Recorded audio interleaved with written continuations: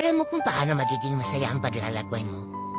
Dapat kontento ka at marunong kang magpasalamat sa lahat ng ibibigay sa iyo sa paglalakbay. Mapapagsubok man yan o kaligayahan, magpasalamat ka. At syempre, sa paglalakbay mo, dapat alam mo kung sino ang isasama mo.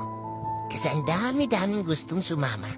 Pero ang di ba dyan, gusto lang talagang sumama para makita kang bumagsak at matumba habang ikaw ay naglalakbay.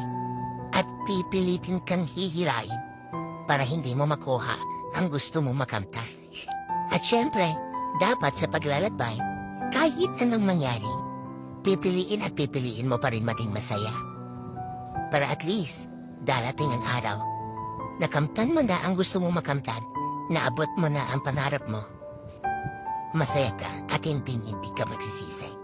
Dahil sa proseso pala ng paglalakbay, pinili mo lang na maging masaya.